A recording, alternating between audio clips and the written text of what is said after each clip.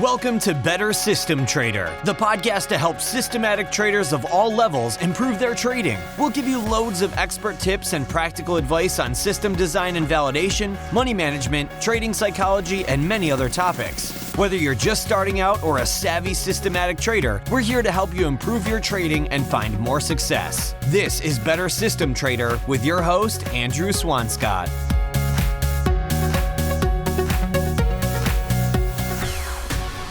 Well, hello there and welcome to the Better System Trader podcast. Glad you could join us today where we're going to be diving into predictive modeling. Predictive modeling is used in many aspects of our lives today. For example, in the banking and insurance industries to assess the risks and behaviours of customers. We can also see it in things like marketing to anticipate customer purchasing behaviours, to use to forecast the weather. In fact, there are too many applications to list here, but predictive modelling has a potential to be used pretty much anywhere, I guess, even in the markets. Now, you may be saying, oh, but wait, Andrew, I'm not in the business of predicting. My trading is all about being reactive. I don't predict, I just follow the markets.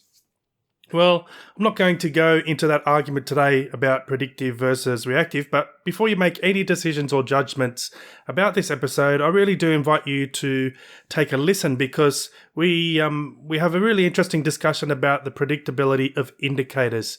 And some of the things you'll hear in our chat about indicators is very interesting, no matter how you use them in your own trading. So I do recommend that you listen out for that. Now, our guest for this episode is John MacLeod. John has a background in predictive modelling and he works as a consultant to develop predictive models in consumer banking and mass marketing. And he has applied this expertise to the stock market as well. So some of the things that you're going to hear today in my chat with John are, well, firstly, we start with predictive modelling, what it is and how it can be used in trading to select stocks that may be set up for a big move.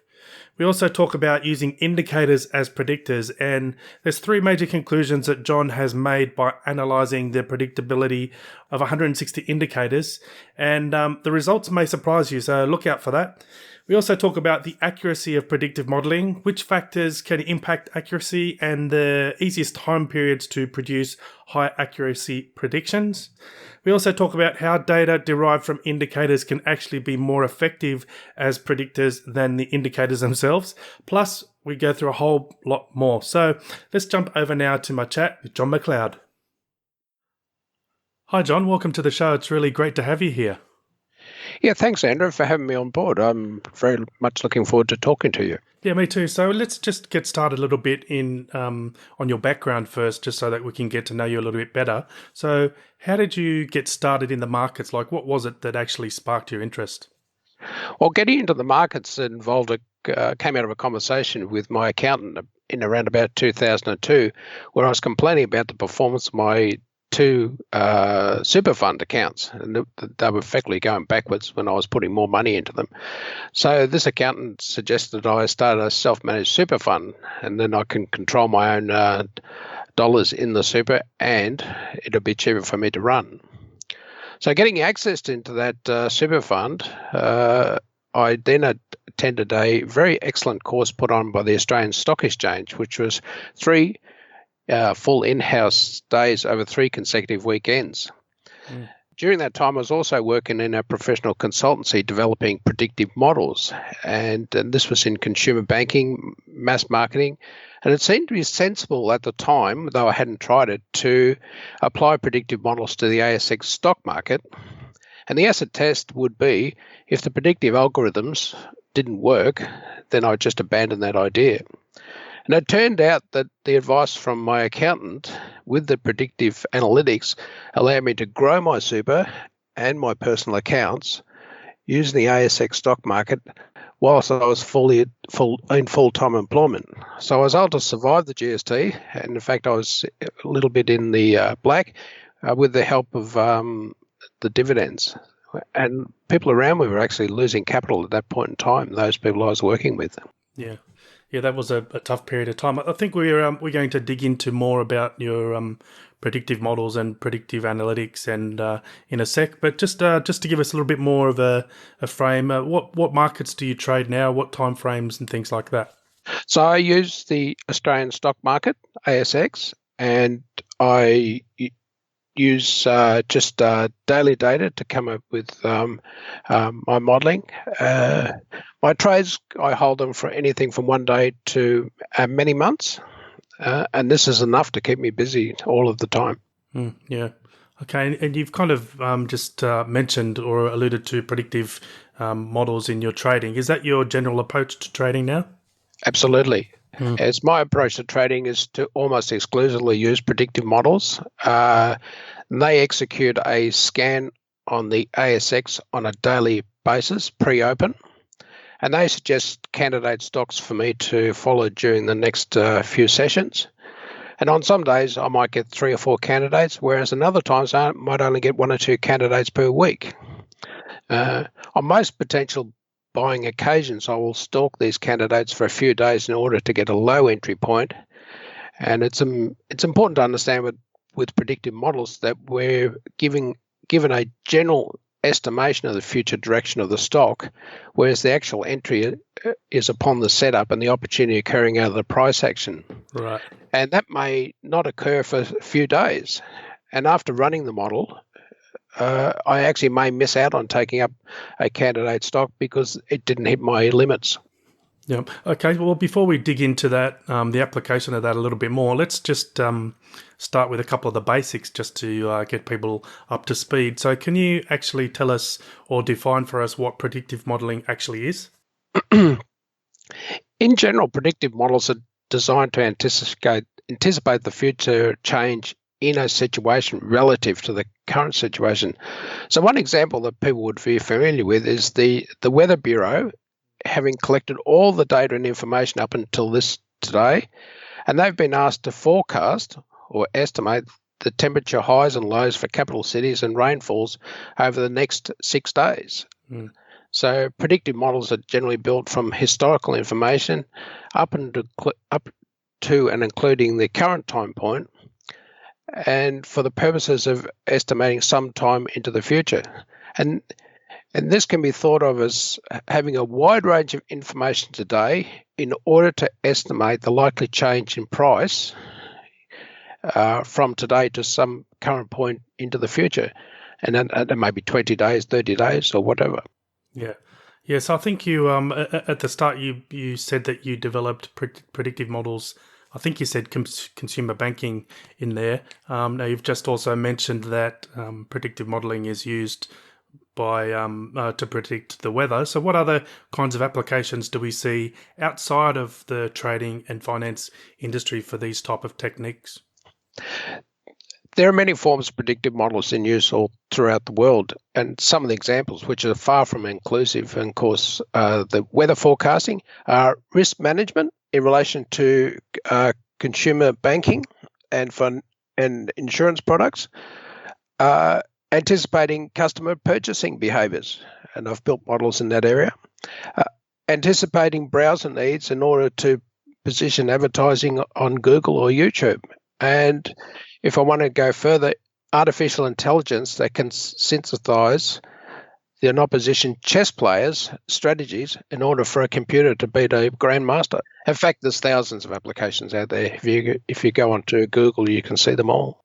Yeah, it sounds like it's used quite a lot through our lives today. But what about trading now? How can predictive modelling actually apply to us as traders?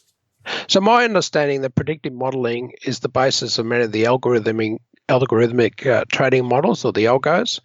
And I did a little bit of research on Google. Predictive models can be built for different instruments like stocks, futures, currencies, commodities, and are used by trading firms to devise strategies in order to trade. Now, these models utilize mathematically advanced software to evaluate indicators on price, volume, and other historical information in order to discover repeatable patterns in the price action. And there's many references of that can be found online. Yeah, okay, so let's go talk about now what actually goes into a predictive model. I assume that you need some types of predictors to get started. So how do you go about choosing what you'll use as a predictor? Yes, Andrew, what I'll do is I'll describe this in a sort of three-part answer. Firstly, I must define what I'm actually trying to predict. And in my case, it's the difference in the future price relative to the current price. So if I'm setting up a development framework, I would take the future price, given that I'm working with historical data back in time, I'd take the future price divided by the current price, and then I take the log 10 of that value and then multiply that by 100 as a scalar. The second part is to devise a wide range of predictive variables that would be correlated or partially correlated with that change in formula that I just described. With regard to my latest model, I started with 160 candidate predictors to estimate the change in price on a stock-by-stock basis. Now, this list is reduced by doing a correlation test with that change in price, and then that list is actually further reduced in the actual process of regression modeling, where regression modeling is one of the engines in order to do predictive analysis. The third consideration is how far do I estimate into the future? So I have different models for estimating into the future at 10, 20, 30, 40, 50, and 60 days into the future. And the basis of this design is driven by the way I intend to use the models in the future. For example, if I want to operate a live model today, I could look for some short-term high-gain stocks that may be risky for my personal trading versus longer moderate growth stocks for my superannuation account, which may have lower risk. A wide range of predictors are prepared because every stock has its own predictive model. When I first started browsing through charts of the many stocks on the ASX, I quickly realized that every chart has a different signature or price action, and therefore the indicators of the changing price could be different. Furthermore, the behavior in the stock price changes over time, so I expect also the predictors to change over time. So in summary, it's unlikely that one-size-fits-all type model would be sensitive to individual stock price changes compared to an ensemble of separate models for each stock that are also evolving with time. Okay, so I think you mentioned in there that you started with approximately 150 candidate predictors, or 160 or something like that. Sounds like quite a lot there. What can you give us some examples of the types of things that you've actually tested and used? Yeah, sure. So the range of predictors are derived from a wide source of indicators that are typically available in the literature. Now, one source I've used is the technical indicators link on stockcharts.com. Importantly, I've found that fields derived from indicators are actually more effective than the predictors as predictors than the indicators themselves. Now, one example would be RSI. The RSI line doesn't necessarily come into the model, whereas predictors that are derived out of RSI, for example, count the number of days in the last 40 days where the RSI has been less than 30. That turns out to be a good predictor. Other predictors relate to the number of days since the lowest low, the highest high, in the last 20, 40, 80, or 160 days.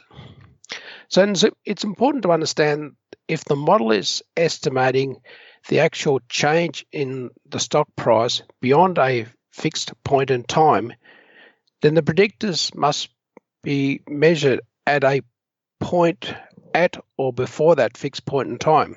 And by way of example, if we are buying long or selling short on a stock, it's important that the model is constructed in order to simulate having all the available information today for estimating a forthcoming change of the stock, as opposed to the actual stock price itself. You made a very important point there, which I think we'll come back to in a sec, about Not particularly that the level of the indicator was important, but rather some fields derived from the indicators were more Yes. effective. So I think we'll come back to that in a sec. That's a very interesting point I think we should talk about. But first, so out of these predictors then, what have you found to be the most effective or valuable? And on the opposite side, what have you found are weak or very rarely used? hmm The models that look ahead, short range of 10 to 20 days, use both short and long range predictors, whereas the long range models, 50 to 60 days, use almost exclusively long range predictors. Interestingly, out of the extensive list of 160 original predictors, no predictor was represented across all of the models more than 25% of the time. And this includes all of the stocks and all the look-ahead times. This suggests that no indicator or derivation out of an indicator is a universally strong predictor. Moreover, all stocks have different intrinsic price change behaviours and therefore have different drivers of predicting that future price change. Right. So are you saying there that some indicators are better predicting shorter timeframes and some are more suited to longer timeframes? Absolutely. Right. Okay. So what are some of the things that are better for shorter timeframes compared to longer? So if you look at changes in an indicator, and for example, take the RSI, if you look at the changes over the last 10, 20, 30 days, they tend to come into the model for the short look ahead times of 10 to 20 days into the future. But if I was going to look at 50 or 60 days into the future, those short-term ones don't seem to come into the model. So small changes in the stock price indicators don't necessarily work over the long time frame, whereas the shorter ones may do. Yeah. So is that a function of the look back period? For example, typically in RSI, you might use a 10 or 20 or maybe even shorter like a 5 if you're doing mean reversion type things. But what about if you use a longer period RSI like a 50 or 60? Does that then extend the range of that predictor? The longer period RSIs seem to work over the short and long-term looks into the future, whereas the shorter ones typically only work on the short-term look into the future. Does that answer the question? Yeah. Okay.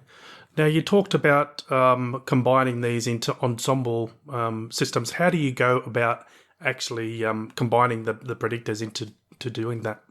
Yeah, the regression modeling process is quite clever because it gives me a final list of predictors in a balanced system. So you can think of the predictors with their associated weights or multiplicative weights.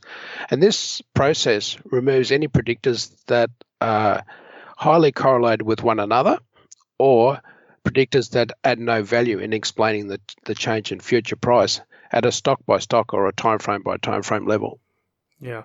And I imagine those correlations shift over time as well. So how do you go about managing changes in predictor efficiency over time as they shift?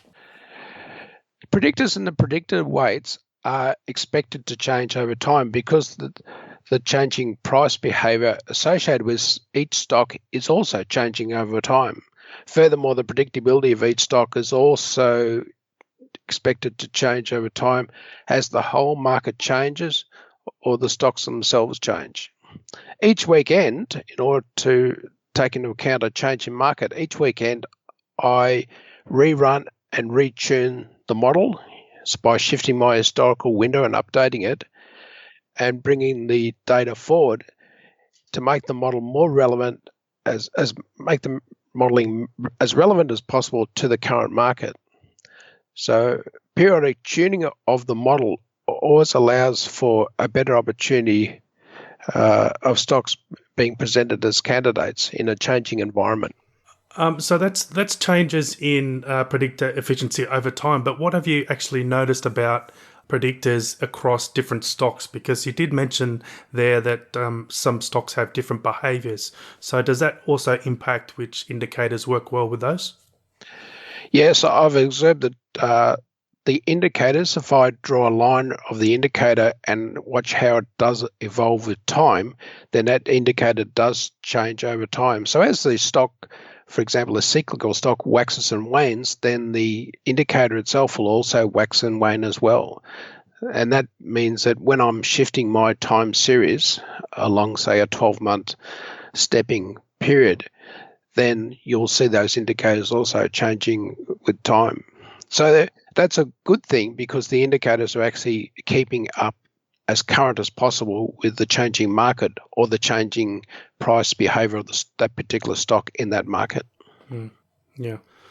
Okay, so before we move on to kind of more the application and the tactics of this approach, can you just how can you or what conclusions have you come to in general by analysing the predictability of indicators? Yes, three major conclusions I've reached, which I could talk about, is the first conclusion is predictors derived out of indicators are much stronger than the actual indicators themselves. And I've given an example of RSI there, but if you look at stochastic, CSEI, MFI, those indicators, the things I derive out of those raw indicators are much more powerful.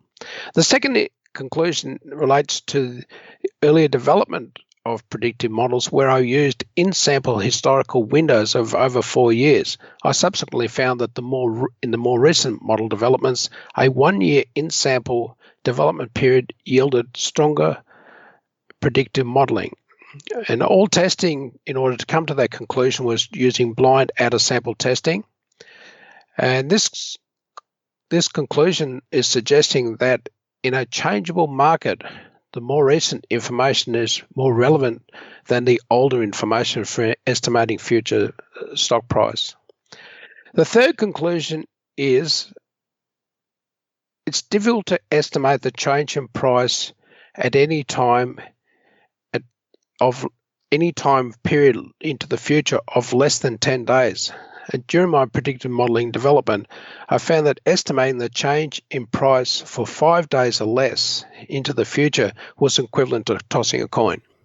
Okay, so that's quite surprising then that you mentioned there that it's you find it difficult to estimate changes in price over a shorter term, like less than 10 days or 5 days.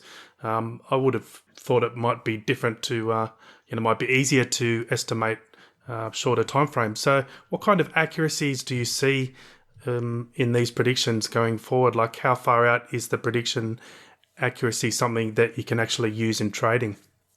Yes, estimating the actual price itself in a short time frame is not too hard. It's actually estimating the change in price from this point onwards. Right. So, and I've had lots of discussion with clients over this, not clients, but colleagues over this who have actually worked through this issue with them. So by using a simple count of the stock price rises and falls being accurately predicted by the model using a blind out-of-sample test, then 10 days looking ahead gives me about an 58% correct rate. At 30 days, it goes up to 70%, and at 60 days, it goes up to about 78%, which suggests that predicting the change in price in short terms is quite difficult. But over the longer term, predicting the change in price becomes easier for the models. And that's just the modeling in my sense, in my case. It may actually vary for other applications and other methods that other people use in modeling. Yeah. So do you think then that the long-term bullish bias in these markets is helping or assisting to increase the accuracy over the longer term? No, not necessarily. My models are working over a much shorter time frame of, say, 10 days up to 60 days. And I haven't looked beyond 60 days because the way these models work is that I'm evolving this model every week. And as stocks become in and out of favor, I'm looking to be tracking that quite carefully at any point in time. So I haven't looked too far ahead. If a stock is going to turn, then I'm I want to be ready for it to turn. In terms of the overall market, I'm looking at individual stocks over shorter time frames rather than the bullish frame of a market being in the longer term of months or years. It's just not the time frame I play in. Right. So you're saying that you're looking at the individual stock level. So even though the market may be, maybe flat or bearish, you can still get some bullish runs in stocks.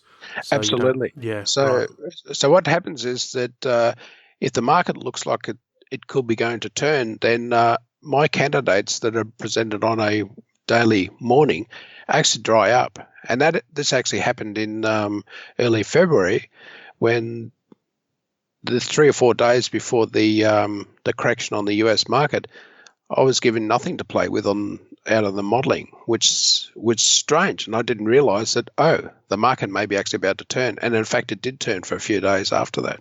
Yeah. So I guess that goes back to your very first point, where you said you really need to define what you're trying to predict, and then everything else kind of falls away from there because you're not actually working in that domain. Yes, that's right.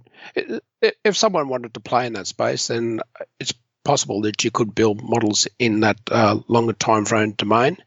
For example, you could try and predict 1 year ahead, but if the market changes or your stock changes within that 1 year, are you prepared to do something about it, or just wait for the full year and hope that something happens? 1 year is a long time in politics. It's also a long time in the market. Yeah, absolutely. Yeah. All right. Well, let's just jump back now to a statement you made earlier about how you use these predictions. I think you said you kind of use them. Well, actually, why don't you explain, once you've got a prediction, how do you use that to actually get into a trade? Is it a filter, or do you watch list it, or how do you actually apply it to trading? Yeah, it's an excellent question.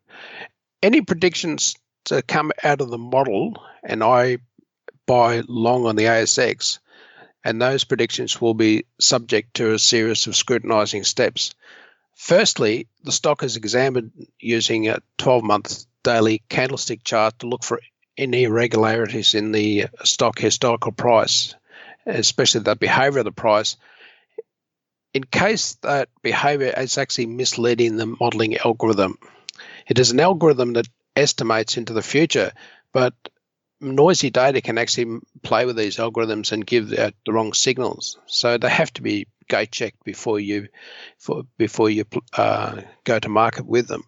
Secondly, upon clearing the first step, I try and establish a limit entry point following in the next 2 to 3 days, so that I can try and find a low entry point into the stock.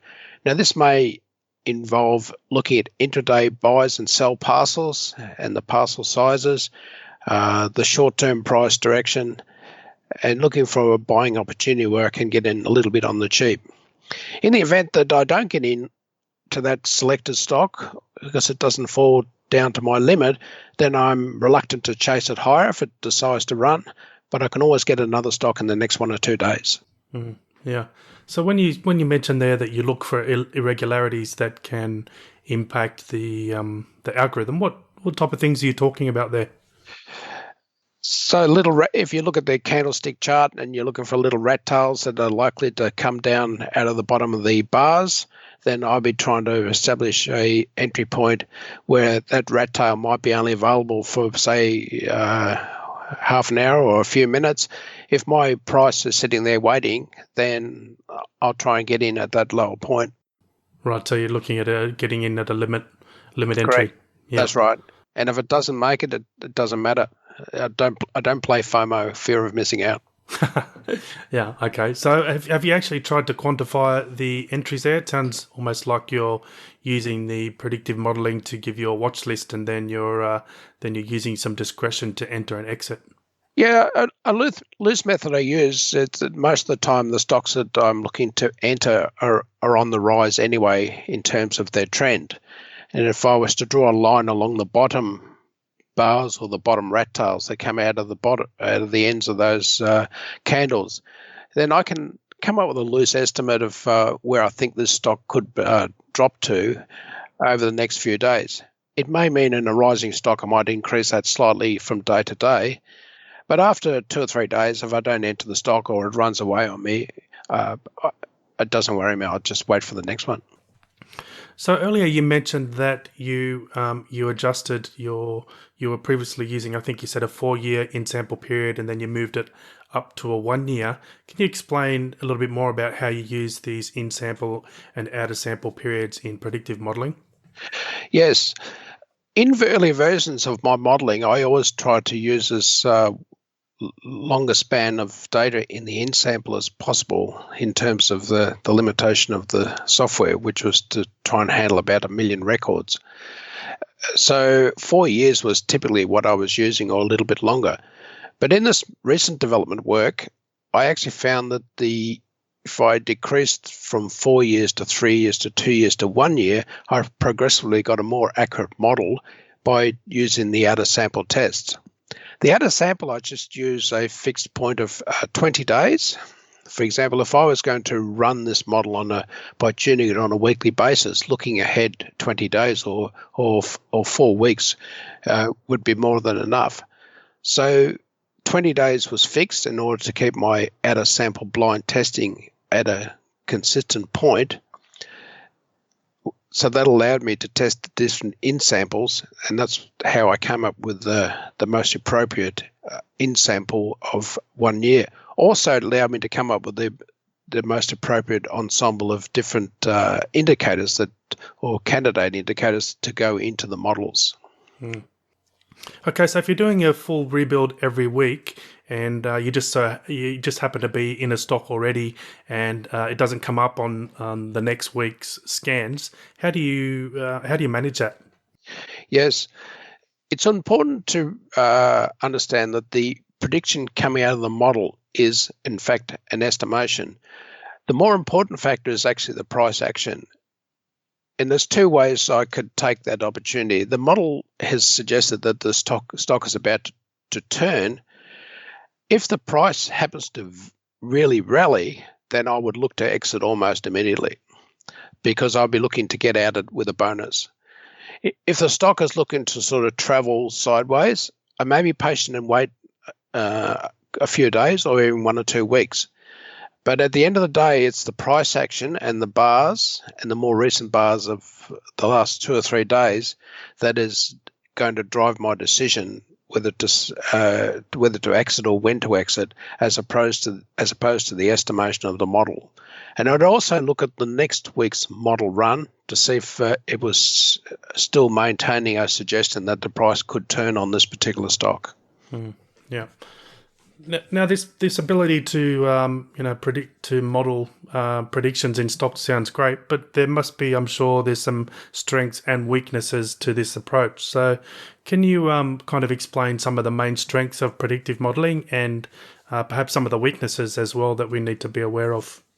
Yes, this is actually quite important.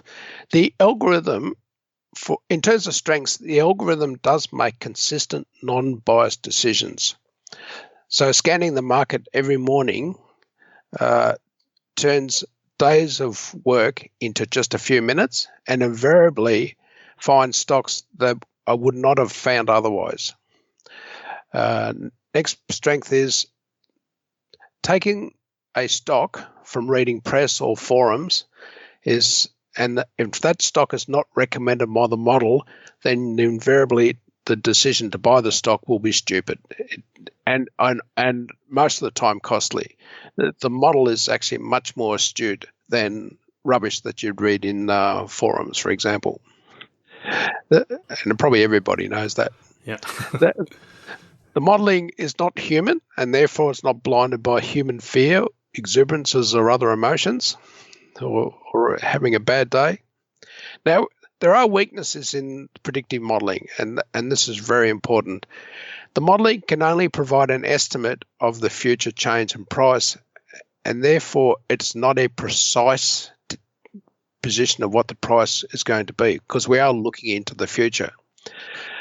And we also need to understand how the model was built and why it comes up with these decisions in terms of looking into the future. The predictive modelers are a very complex tool and requires very careful development and implementation into a live situation. So it takes time to learn how these models work in the market. So I can, for example, build do a full development of a model from scratch, and I will watch the behavior of that model over 2 or 3 weeks to understand what it's actually telling me. It's a bit like a very sophisticated tool on a building site, is that you can't just pick up and whack a nail in with it. If it's a complex tool, it takes time to figure out how to use and learn how to run with it.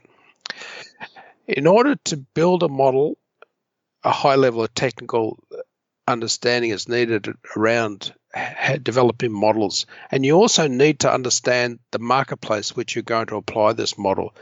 For example, the current version of the model that I've working on at the moment is taken 4 months of investigation in order to build and test.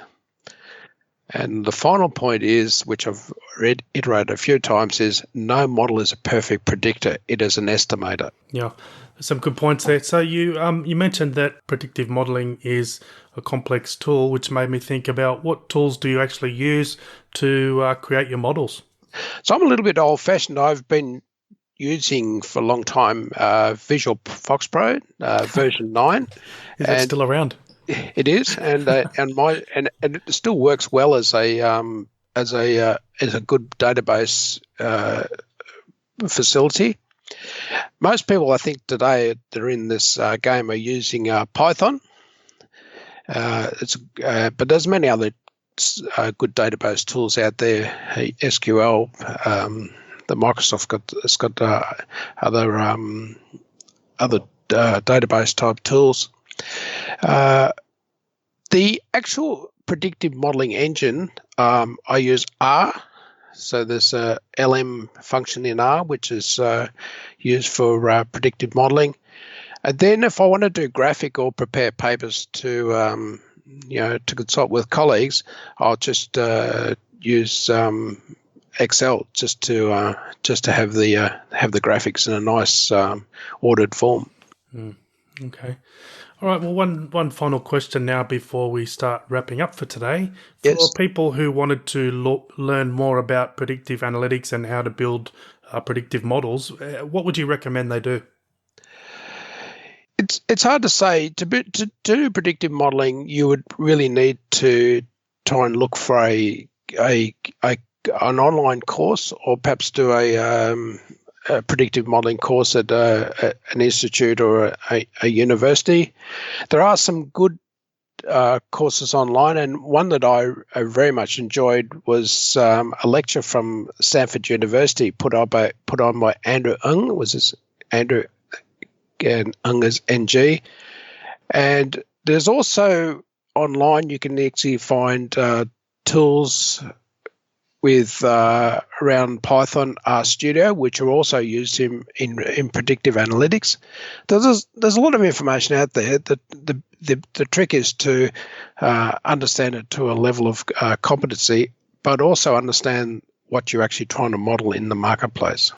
One of the things that is important in predictive analytics is that 80% of the effort is actually working the data in order to align it to the business problem you're looking to model. Then 15% of the effort is testing, and only 5% is the actual modeling. It's the massaging and crafting of the data that's most important, not the actual modeling itself. And in developing a predictive model, one should always let the outcomes of the data analytics drive the development and workings of the model, rather than relying on preconceived notions. Throw the preconceived notions out and let the data tell you how to build it. Yeah. Okay. Thanks, John, for that. Now I might start wrapping up with some quick closing questions. Mm-hmm. The first one, what's the biggest lesson that you've learned through trading? The most costly lessons are all around if you step outside the estimated candidates from the model and try to pick stocks that are suggested by press or forums, you're invariably going to get burnt. Yep. The odds are way against you. Whereas if I use the candidates from the model, the odds are in my favour. What about trading advice? What's the best trading advice you've ever received? The trading advice that I rely on most of the time is from a presenter at the ATAA, which is the Australian Technical Analysis Association. There's a presenter there called Gary Murphy, and he has recommended that when you hit about 10% in a stock and it's valued over $1, then sell. And if it's so that's under $1. If you've made 10% in a stock under $1, then sell. If you've made 5% in a stock over $1, then sell. And I've found that this has allowed me to really protect my capital. So this strategy, using predictive analytics and using this Gary Murphy strategy, in the first half of the financial year up to December 2017, I had 42 winning trades with only 2 losses. So the other thing with the Gary Murphy strategy is it's taught me not to be greedy, preserve your capital, and just enjoy the ride. Yeah. Another nugget is from Alan Clement. And I use this when I'm looking to get an entry or an exit, is to try and understand when watching a stock, why are the buyers buying and why are the sellers selling? And I think that's really important to look at the actual market depth, and as it's tracking through the stock, as the stock is tracking through the day, what sort of parcels and who's buying and who's selling. If you can get a feeling for what's going on in the stock, that helps you a lot. Yeah, certainly helped me. Okay, awesome. Okay, what's your favourite trading books? I actually don't read books on trading, and there's many great ones out there. But look, my knowledge, nearly all of my knowledge has come from my own research and hearing some fantastic presentations in the ATAA, and also collaborating with friends, talking to people, not working in isolation. You exchange freely your ideas and they freely exchange theirs, and that stimulates things that you can go home and test and try with your modelling approaches. Yeah. Awesome. All right, and one final question before we finish up. What's the best way for listeners to get in touch with you if they want to talk about predictive modelling and things like that? Yes, I'd be happy for people to exchange with me. I've set up a new email address on Gmail, and it's called predictive.stock.models@gmail.com. And anyone's welcome to try and have a conversation with me, and I'm happy to exchange ideas and notes. Awesome. All right. Well, thank you very much for your time today, John. It's really great to, I know we really only just scratched the surface of predictive modelling, but it's good to hear your insights, and glad that you shared it. I'm sure a lot of people are going to find it valuable. So thanks again, and I wish you all the best. Thank you, Andrew. I've very much enjoyed having a talk with you today. Thanks, John. Cheers, mate. Bye. Okay, well, that's it for this episode. Thanks for listening. I hope you enjoyed the show. Come on over to bettersystemtrader.com. That's where you'll find all the previous episodes, all the transcribes, all the show notes, and all the free weekly trading tips. bettersystemtrader.com.